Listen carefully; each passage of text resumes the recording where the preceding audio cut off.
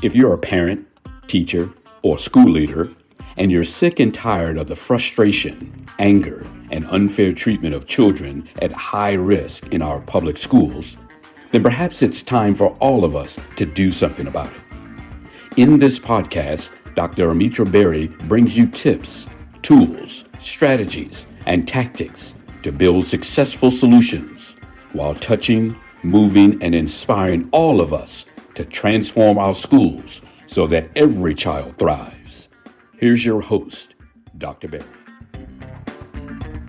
Welcome back, Equity Warriors. Thanks for tuning in. I know for many of you in North America, it's the middle of the workday, but not to worry. If you ever miss a live stream, you will still get the edited podcast via your regular audio platform, as well as on my YouTube channel. And if you haven't subscribed to my YouTube channel at Almitra Berry, just do that now. Click on that subscribe button, hit the notifications button, be the first to get every single show because you don't want to miss a single one. My guest today is Heather Wiederstein. Heather is an accomplished EdTech professional with nearly 20 years of experience in writing, designing, and developing learner-focused educational software. She has a background as a certified classroom teacher and a keen eye for developing software that truly meets the needs of learners. Throughout her career, Heather has delivered award-winning software solutions in literacy and early childhood education at prestigious organizations like Pearson, Teaching Strategies, and Learning Ally. Currently, she serves as an advisor and consultant for EdTech companies, offering her expertise in innovation, pedagogy, and product development to help companies achieve their goals and improve child outcomes. Heather, welcome to the show. I've been looking forward to this for a long time. I'm glad to be here. Me too. And I'm so happy that we actually have this topic in June in sort of in honor and celebration of Gay Pride Month. Today, we're going to be talking about the intersectionality of Black and Brown communities and queer identity. So before we dig into that, I want to let folks know I am going to do a deep dive, more like a professional learning session on intersectionality this summer. So if you're subscribed, you'll get a notification when that releases. But I want people to understand intersectionality and how it is so important, not just to Black and Brown communities, but particularly to Black and Brown people that also have queer identity. And in the broader sense, what is this whole intersectionality thing? So Kimberly Crenshaw is a Black feminist scholar, and she's the one who really did the foundational work on intersectionality and actually coined the phrase. Her work was focused on activism and women of color, so feminism and race-based social movements. When we look at intersectionality from a broader perspective, it's been expanded, right? So we're talking about racism, sexism, ableism, homophobia. And because there is this interconnection between influence, power, privilege, and oppression, that intersectional experience for people who identify as multiple things. So I'm a Black woman, two identities, that there is oppression for both of those. And the sum of that, racism and oppression, or racism and sexism, is greater than each as an individual, right? Heather, multiple identities? Yes. So I identify as a lesbian. I'm also a woman. And so those two parts of my identity intersect and multiply as well. And I can only speak to those lived experiences as a woman and as a lesbian and not as a woman of color. Right. But that makes us a great combo for this podcast, yes, doesn't it? I think we've got most of the bases covered. I was so excited to be able to have this conversation with you as we were planning for it. I'm pleased to be able to be in the conversation as well.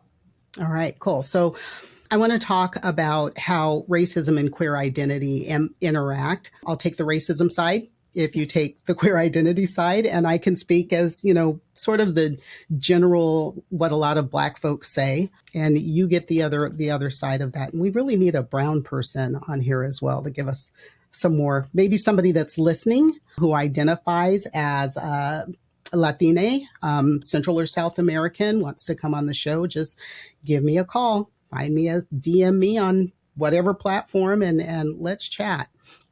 So historically, these communities, Black and Brown communities, queer communities, have been marginalized. And I think historically, we've also seen our struggle or our fights separately. What do you see in your community? Yeah, I think one of the things that is optimistic for me is that I am seeing more conversations around that intersectionality. I think early efforts for LGBTQ rights were very separate. They were very much privileged white gay men and lesbians. And I think those conversations, I hope those conversations, at least the ones I'm part of, are starting to change and become more inclusive, because we can't truly progress if we're just doing it for subsections or some part of our identity. Yeah. And there's a danger, and I want people to understand, no one person can speak for a whole community. If you were to ask me, what do Black people think? I can only tell you what this Black person thinks. And some of my friends and family that I have conversations with, there's also that danger in, asking you, what do people who identify as LGBTQ, what do they think, right? Or what do white women think? Because thank God they don't all think alike. Yes. No one would ever mistake you for a Karen. That is for sure. I've gotten to know you that well. If you were a Karen, you probably wouldn't be on the show in a friendly banter. This would not be happening. Well, I'll take that as a compliment. Please do. Please do. So I know just growing up, and so, maybe sort of that middle of the road, mainstream, church going Black folks, there's always been this within our own community, demonizing people who had queer identity. And I hope that's I'm using the right term, is sort of all encompassing. I remember as a child, a neighbor who was a drag queen on the weekends, and we were told not to talk to him, don't go around him. He was harmless. He was a great guy because he did everybody's wigs. He was a hairdresser. So he did everyone's wigs, but we were told, don't talk to him on, when he comes out looking, or comes out on Saturday night, because that was when the change happened. And I remember a classmate in high school who was struggling with queer identity, and he had several brothers, and he came up to campus one day in drag, and they just beat the crap out of him. And it just broke my heart that, within his own family, he couldn't be accepted. So, not accepted for that part of his identity, and still in a period of time. We're still in a period of time when Black people are judged based on the color of their skin, even though we say, or so many people say, they don't see color. I have an issue with that statement, but I won't go there. So what have you seen? Yeah, I certainly, even in, I think about these concentric circles, right? So we have our families of origin that we grew up in, and we have that experience in terms of coming out or wondering about acceptance or receiving acceptance. I have, and by the way, for me in our conversation, queer works. I to your point, I can't speak for all folks, but, referring to my understanding of my part of my community, queer works. Okay. I have other queer members of my family of birth, and I came out later in life. I had a male cousin who came out much earlier. The way that he was accepted was very different and not at all as supportive as the way it was accepted when I came out. And so, even among the gay and lesbian or the queer sort of framework in my own family, it was okay that a woman was, but it was not okay that a man was, because that meant something about his manliness or about, some definition of what it means to be a man in my particular family. Right? And then you expand that into the neighborhood that you grow up in. And we were in a pretty rough working class neighborhood that I think would have preferred to suppress any sort of expression of those identities growing up. You just keep kind of expanding that, and you have that experience of worrying or wondering how I'm going to be accepted. How many times do I have to come out? How many times do I have to deal with someone else's receiving of my lived experience? So I guess maybe trying to wrap my head around all of this. One, I'm hearing the different experience in terms of intersectionality, at least in your family of origin, for being queer and male versus being queer and female, right? So there's that piece there. I know that within the Black community and broader community, not just my nuclear family, but the neighborhood I grew up in, the church I attended, school systems, etc., that coming out as gay or lesbian was not definitely not accepted in the church that I grew up in. And I would see, neighboring churches or other ones that I visited. And my husband and I, and my husband is a PK, a preacher's kid. So really grew up in the church, completely not accepted. But we see all the time, or we sort of joke that we wouldn't have ministers of music or choir directors in the Black Baptist churches were it not for gay Black men. But we tend to still want to put these blinders on. And I think what concerns me or scares me, worries me about our children in our schools is that they're struggling with all these different identities and things that are going on around them. And as a person of color, you can't conceal that outer shell. You can't, I will joke with when I do workshops, I say, when I walked in the room, you clearly identified me as a person of color, and probably with the hair and the makeup and the dress and the high heels, which I'm trying not to wear so much anymore, not good for the feet, but that I am a female, a woman of color.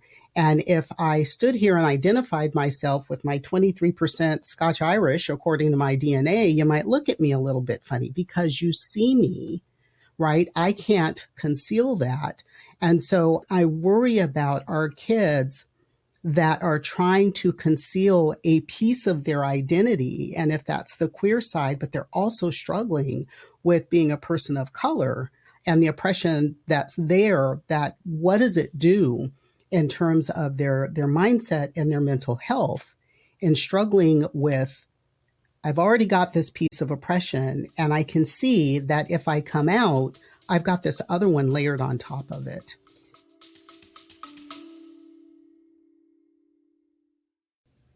Hey there, Equity Warriors. I want to take a quick moment to share something exciting with you. You know how passionate I am about equity in education, right? Well, I've created a special space, a safe space, where we can dive even deeper into these crucial topics. It's our Patreon channel, and I'd love for you to join me there. Here's why it's so awesome. As a Patreon subscriber, you'll get access to exclusive content that I will not share anywhere else. I'm talking additional insights, workshops like you would get in regular professional learning sessions, resources that can really amplify your impact in education. But it's more than just extra content. By subscribing, you are directly supporting our mission. You're helping to create more valuable discussions and resources that you've come to love. You're part of the change we're making in educational systems. And let me tell you, our Patreon community, it is something special. It's a place where passionate educators and advocates can come together, share ideas, and drive real change. So if you're ready to take your commitment to educational equity to the next level, I'd be thrilled to have you join me. Just head over to patreon.com/3E podcast. That's patreon.com/3E podcast. Remember, your support means the world to me, and it helps me continue this important work. Together, we can create the educational system all our students deserve. Thanks for considering, and now let's get back to the episode.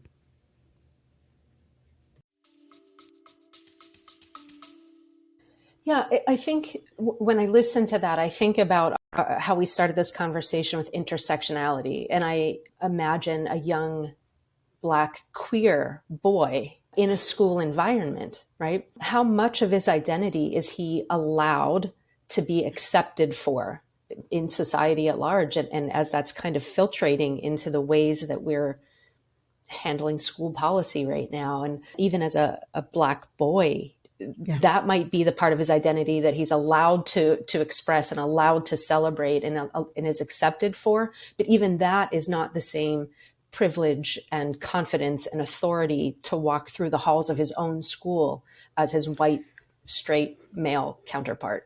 I think about my cousin and how he suppressed so much of himself to be accepted in his own family, and then in his school, and then in his larger community, and what a toll that took on him. And he's a white man. If he were walking down the street, he would be largely viewed as an everyman, right? Like the kind of guy that we're going to go have a beer with. Right. Yeah. So at the end of the day, he's still a white guy. That's who we see when we see him. when we first started chatting, we really got, we go down so many different directions. I love it when we can talk. But one of the things that is impacting both communities in our schools is this whole book ban bullshit. Sorry, because that's what it is. So let's talk about how these book bans are impacting marginalized communities as a whole. And for folks who are listening, if you haven't already listened, my episode 5, Confronting and Teaching Hard History, really digs into that, and then put into more of a right now context, episode 38, When Did Book Bans Become a Bigger Threat Than Bullets? We have this insane focus on not letting children read books that are diverse, but we're bringing guns into school and kids are dying every single week in our classrooms from bullets. Nobody's died from reading a book. But we've got, and I know you've got more numbers, so I'll say we have 17 states that have book bans, period. And you've got some other numbers about states. What are yours? Yeah, so I have some numbers, and I'm happy to be wrong if my numbers aren't as up to date as possible. I did get some from the Human Rights Campaign, which does update their data pretty frequently. But there are also, the book bans are symptomatic of a larger part of society, right? And I know you've talked about this. So I'm going to include some of that larger dialogue and narrative that is harmful. So, some people might say, what does it matter if we're banning books in school? Their parents can read to them. Well, it matters because that same narrative that called a book with a gay character pornography to have it removed from the shelf is the same narrative that now has 17 states that have banned gender affirming care for non-binary and trans children. The parents have approved, have supported, have sought out highly qualified medical care that are now being not just demonized, but actually criminally prosecuted in some cases for providing gender affirming care to their own children. There are 16 more states considering that same type of legislation. So yes, I love this idea. And, you and I've talked about Dr. Rudine Sims and her concept of windows, mirrors, and sliding glass doors. I love this idea that we want children to see themselves in their books. We want children to see their neighbors in their books. And we want children to meet people they've never met before through their books. But even more than that, we want that representation as a safety mechanism. We were just starting to make strides with LGBTQ rights and trans rights. And it's, this really does feel like 2 steps back. Suicide rates among trans children were dropping. And I think, I don't have those statistics, but I believe we're going to see a bump up in that again. And so, that's something. And you talk about how books have never killed a kid. Neither has a drag queen. A drag queen reading a story has never murdered a child, right? And there are 15 states that are considering banning drag story hour, not allowing a person who wants to read, to tell a story to a child, to engage with a child in a completely benign way. And whose parents want them to see that, right? Absolutely. So this isn't happening in schools. These are, people who volunteer and they take their kids to see these shows. I had numbers about the suicide rate. I'm kind of hunting for them on the side, but keep going. Yeah. And to your point, yes, these are parents. In a recent poll, 70% of parents were against banning books. Yeah. So why are we banning book? It's a very vocal minority. So in terms of the drag story time, the narrative there is that drag story time does not sexualize children. No. Books with LGBTQIA characters and themes do not present sexual content to children. No. They are not pornography. These are books that provide representation that look like myself, my family, my community, my church. All of those concentric circles of my belonging can be represented and should be represented because, I feel like I'm rambling now, but just personally, it took me 30 years to deal with my own identity as a queer woman because church, society, family reaction, and not seeing the representation. I can go on Netflix. I can find a show about lesbian storylines in 3 clicks. Yeah. When I was growing up as a teenager, Ellen kissed someone on a sitcom, and that was the first time that had ever been seen. Yeah. And she got canceled for it. Yeah. Yeah. And now at every show and almost every episode. So we're talking, if you take my 17 states in general that have book bans and another, was it 15 or 16? You said banning 16. gender affirming care, 16. Yeah. So if my math is correct, that gives us a majority of the states, more than 30 states, 35, 33. I always say I don't do math. I do math. I'm just. I was an English 33. major. Okay. As a political science major, there we go. We can't count. In terms of titles, and this goes to, somebody actually left a note on LinkedIn today and said that we are rapidly approaching an Orwellian 1984 society, 2,500 plus titles that have been banned. And when I did the last episode 38, one of the books that I was, it just makes no sense to me. It's not just about the storylines. So let's go 2,500 titles. 40% of those titles are about people of color as a primary or secondary character. 40% of those are about characters that are LGBTQ, and 20% address race and racism. So, being queer or being of color is some humongous threat. But when we look at the number of children in our schools who are of color, they are rapidly becoming the majority population. The fastest growing population of learners we have right now are emergent bilingual learners, right? So these are kids coming from other countries, mostly Central and South America, that do not speak English as a primary language. And yet we're going to take out books of people that look like them, that mirror, that reflection of their culture, of their appearance, of their experience. And whenever I talk about that, there's a book I read to my sixth graders when I taught sixth grade called Lupita Mañana.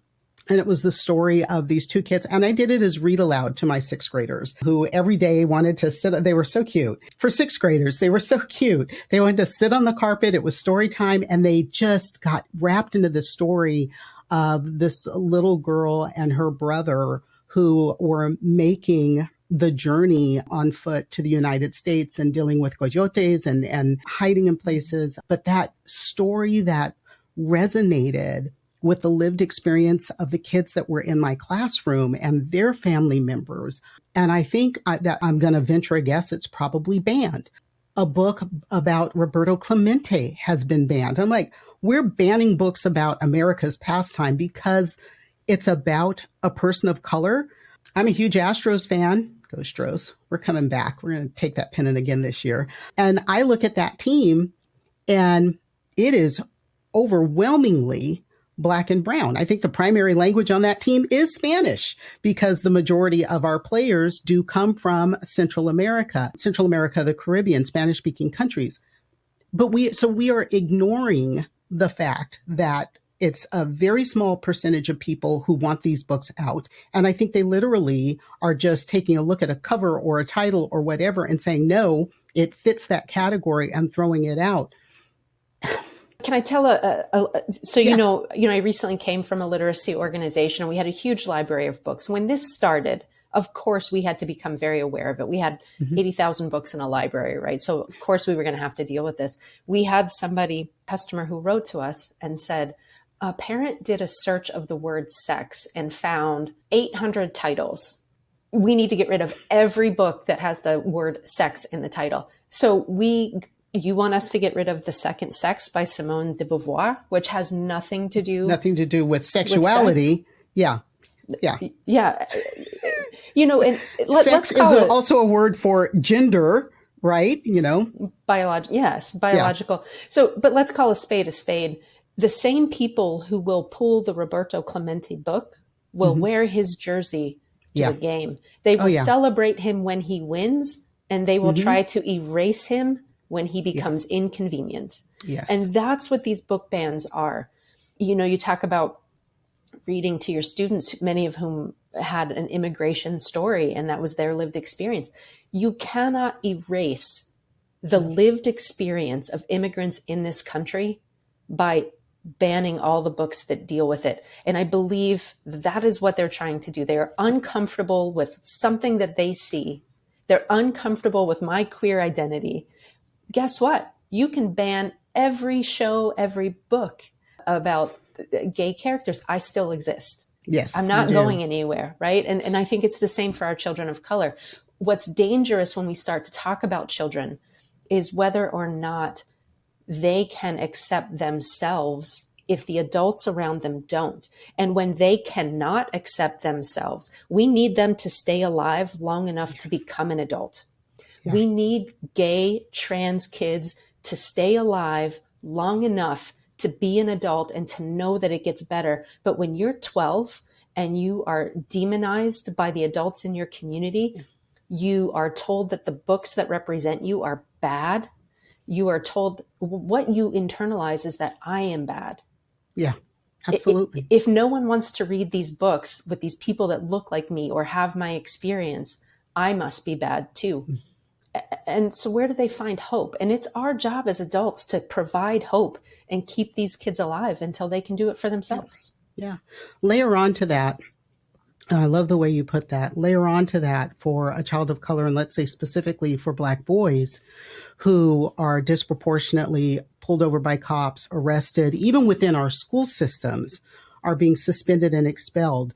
We're pulling books out that have positive images of people who look like them and stories that are inspiring. And the only messages they're receiving, again, I must not be a good person. I must be bad. These are the things that happen to people who look like me.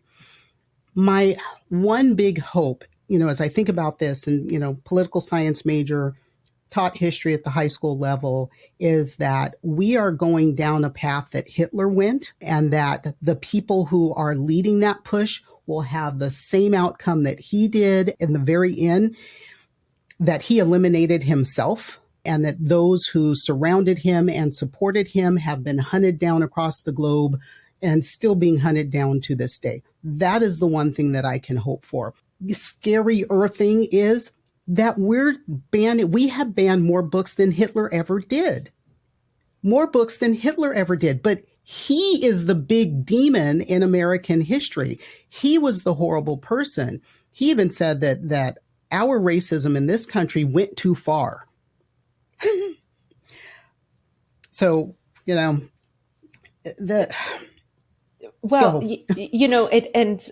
kind of for a personal thing for me, right? I think about it as a teacher too, and I know that you do as well. Yeah. How can we, with a straight face, talk about the literacy crisis and then out of the other side of our mouth, ban books that look like more than 50% of our population? Yeah. We can't. We cannot and sleep with ourselves and feel good and be human. We can't. And I think that if you're an educator and you are not speaking out about that, you are allowing yourself to be a pawn in some political game that is really doing harm to children all the time. And one of the things that I wrote about in my book, it's like, as teachers, we should take a Hippocratic oath almost like doctors do. And the first thing we should do is make sure that in our instructional practices, in our curriculum, in the way that we teach, the way that we speak to children, that the very first thing we do is to make sure that we do no harm to children. And that allowing illiteracy and innumeracy to be this disease that plagues children of color, children of low wealth, that is doing harm. It's allowing children to be harmed, and it's not giving a shit, really, about the kids that we're supposed to be taking care of. But Almitra, it's not the teachers making these decisions. The teachers who would have willingly taken that kind of Hippocratic oath, and we all did it in our heart, right? Like we didn't have to do it the way doctors do, but right. we didn't go into the classroom for fame and money, right? We did it. Definitely not for money. We did it to take care of children. And the people who are influencing this have no idea what it takes to educate a child. None. So, and I think that's a systemic problem that we have. Why is someone who has no concept of reading literacy, a reader's identity, and what that means for lifelong social and economic impact? You want to talk about getting people off welfare and who do we demonize in terms of who's on welfare, right? But don't teach a Black boy to read. Right. right? Don't provide books that look like that Black boy so that he has an experience that, you were on stage at South by Southwest with Alvin Irby. And I know I'm a fan of Alvin Irby and his barbershop books. His theory of change, and I wrote it down for this, is early, positive, and culturally meaningful reading experience cultivate children's reading identity. When children identify as readers, they read for fun and they perform better. Yeah. And you can extrapolate that. If they perform better at school, they earn more money. When they earn more money, they buy a house. When they buy a house, they buy, you know what I mean? They pay taxes, they give back to their communities, they help bring others up, they start businesses. It's this balloon effect, right? Or snowball effect that reaches so many more people.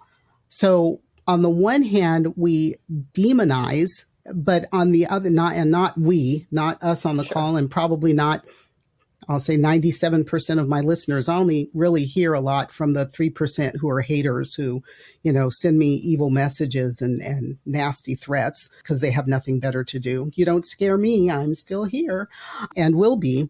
But this people who want to and just continually oppress. And sometimes I wonder, are they doing this to this level with this much hatred because they're afraid that when we all get together and take over the world, or at least take over the politics in this country, and when these children become leaders, that we will turn the tables and do to them what they have done to us for so long? I think that, to go back to the beginning of our conversation and the intersectionality, that's why intersectional movements are critical, right? I think some of the early queer movements were exclusive of Black and brown members of that same community. I think feminism has had some missteps in terms of inclusive, and still continues to. There is a faction of feminism that doesn't accept trans women as women. So I think that's why intersectionality and an awareness of what privilege I have as a white queer woman, but also where those two identities intersect, and where all of your identities intersect, and where both of our Venn diagrams kind of come together. And it is a multiplying factor. It doesn't take away from anyone. It multiplies our strength. Yeah. I think if, was it Rodney King who said, why can't we all get along? And I think if we could get marginalized groups to realize, we talk about intersectionality, there's this double or triple oppression effect because of those multiple identities that we have. But if we take all of us and put us together, because we are all fighting to be recognized, to be affirmed, to be valued, to be respected, to live our lives in peace, not, these are not the communities that are doing harm to children, but let's us all get together, fight together, and do what's right for kids. And how much more can we accomplish if we're not segmenting? But there is, as I say that, I think there is power in their keeping us from joining forces, right? When you think about the history of this country and how civil rights movements have occurred, and I know we're a little off of intersectionality, but no, this is an intersectionality story. Martin Luther King was a bad guy, according to the old white men in power in DC. And it was okay because he was only dealing with Black people. And it was only, for a long time, only Jewish people that were white that helped support him. But when it became that civil rights movement that also included a poor people's movement and poor white people joined forces, oh no, they had to shut that down, right? So when we realize that together we are much stronger, I think that we can do more. And those voices that can support the children in our schools and getting rid of these bans that are, I get a little ticked off, but it's a few parents that are screaming and calling it parent rights. I'm sorry. And when I look at especially large urban school districts that are 60, 70, and 80% students of color, then those 80% of parents who are of color, they should be the ones that are screaming for their rights, for their children to have access to books that affirm and value who they are, and include into that 80% queer parents who are white, or children who are white and queer. Add their parents to that, and we have the masses to say this is not right, and we're not going to stand for it. We've got to do it at the ballot box too. Absolutely. Which takes me to my third topic, Yes. which is Politicos. Yeah, we had a fun chat about that one, didn't we? Mm-hmm. So let's talk about this whole demonization of race and identity that is coming from the political world. Yeah, I think there's some fear. I think there's a little bit of fear of this really silly concept of replacement. Like, if we give everybody room, then what about me? I'm going to get replaced, right? I think some of the sort things of white male fragility kind of thing. Yeah, that's the label for it, right? Yeah. The whole "Make America Great." When? What are we trying? When was it great? Like, I thought we were working towards great, right. And now we have taken. Great. It was great back in the 40s and 50s when it was all old white men that were in control, and women and black and brown people and Asian people and queer people had zero power. That's the again they want to go back to. Right. So I think there's that fear of that replacement, right? That fear that I am now outnumbered. You always have been, by the way. If we were really intersectional, you always have been, guys. Mm-hmm. I think some of the things that we used to have to stay in the dark are now being said out in the light of day. And I think that is moving some of this. And then you and I talked about self-hatred. And there are some folks, when I hear political pundits or politicians or people at school boards, when I hear them, pastors in the pulpit, when I hear them railing against certain identities, sometimes I hear hatred. Mm-hmm. For otherness. And sometimes I hear a little bit of hatred for myself. Yeah. Yes. I mean, I told you, I came out late in life. I had that. And I had that experience of not wanting to accept that, not feeling okay, feeling the way I felt. I was involved in church. I led youth group. And you talk about wanting to do no harm and the regrets that I have in my time in front of kids who probably had some kids who were dealing with queer identity. I towed that company line and I have regrets about that. Yeah. But my towing of that line and my inability to be fully accepting the way the Jesus that I was taught and that I was trying to teach would have accepted is, if you believe in that kind of thing.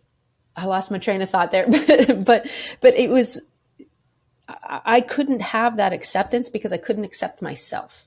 I couldn't tell a kid it was okay to be gay because it wasn't okay for me to be gay. Mm. And that took a very long time. And I lost a lot in that. And I hear some of that fear and self-hatred in some of the ways people talk about it. Yeah. So, I was taught growing up in church that God hates the sin but loves the sinner. So if you believe it's a sin, that's fine. That's behavioral. But that person is still a person and it's still a child of God. If you're of the Christian faith, every person is a child of God. So rather than take away every bit of their identity, why not just love them? Yeah.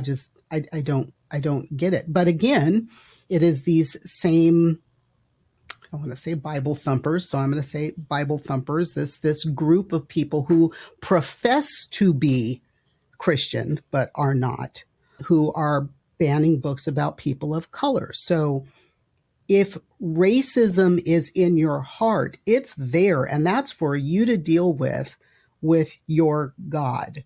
And that's not to say that any one God is better than another God. Your choice of religious, we do live in a country that professes to have religious freedom. It is on the books. And I support people in believing whatever they believe as long as you don't hurt children. And listen, if you're going to have a microphone, if you have a microphone in the pulpit, on the house floor, on television, if you have a microphone and you use that microphone to tell a child a child version of me, that there's something wrong with me, I better not hear about you tapping your foot under the bathroom stall in another news cycle. Absolutely. And how much of that have we seen? A lot. The foot tapper, I think that was the original. Wasn't he the original one? That was. It was. And I can't remember who it was, and it was so long ago, but it was the first big one that got blown out of the water, and several have since then. Yeah, I think that was the early 80s. That was the 90s. I was a teenager. Was it the 90s? Okay. Yeah, well, I'm much older than you. So I always sign off with this paraphrase from Angela Davis, Dr. Angela Davis, who I always say is one of my early sheroes. She said, I am no longer accepting the things I cannot change. I am changing the things I cannot accept.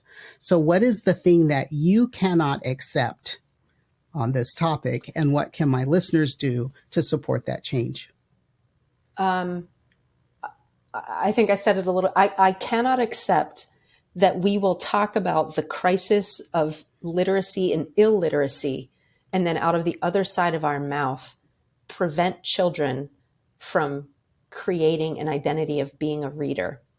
And what I did to support that was, so you see my Read the Rainbow, and it has the inclusive queer flag, which includes Black, brown, trans. It's the more inclusive rainbow flag. The company Kind Cotton was founded by an educator in Florida. For every shirt that she sells, she puts a book in the hands of a child. And so if not everyone can do that, not everyone can afford, if you can buy a shirt, she sends boxes of books to classrooms. She sends books to children.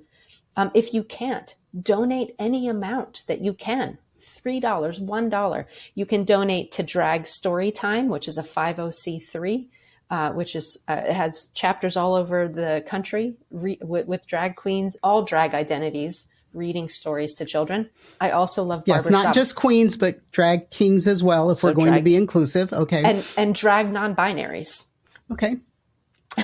And then barbershop books. Dr. Alvin Irby, supporting specifically Black and brown boys in communities. Any one of those would be a great way to put books in front of kids. And I think that's the hill I'll die on. Let's put books in their hands. Okay. And we're going to put that link down in the show notes so people will be able to at least start down the path there. We'll make sure that happens. And Alvin is actually going to be a guest on the show. I think he is up next. I'd have to look at calendar, but I think Alvin is up next. We had a little scheduling challenge, but he is going to be on the show. Just to remind fangirl. I'll have to become fangirl that session. Absolutely. Just a reminder, folks, if you're hearing this for the first time on an audio podcast, all episodes will be coming to you first via live stream. So if you are not subscribed to my YouTube channel, if you do not follow me on social media, check down in the show notes for those links, subscribe, turn on notifications, and of course, share and spread the word. Heather, we've got your contact information. It's going to be down in the show notes. You have, I think, helped to create such a brave space on a topic that's affecting so many people in our schools. And I'm hoping that our parents, our educators are listening and deciding to no longer accept what's happening with book bans and the impact on Black and brown and queer children. And to the rest of you equity warriors out there, if you or someone you know is an everyday equity warrior doing amazing things, please let me know. You can YouTube chat me. You can DM me on LinkedIn. You can leave a voicemail on 3epodcast.com. Whatever it is, send up a smoke signal. Just get me the message. I'll continue to bring you awesome and inspiring guests, and maybe you or someone you know should be one of them. Remember to like, share, subscribe, and as always, don't worry about the things you cannot change. Change the things you can no longer accept. And I'll see you next time. That's it for today's episode of the 3E Podcast. Head over to iTunes and subscribe to the show. One lucky listener every single week that posts a review on iTunes will win a chance in a grand prize drawing to win a $25,000 value private VIP day with Dr. Berry herself. Be sure to head over to 3epodcast.com and pick up a free copy of Dr. Berry's gift. Then join us on the next episode.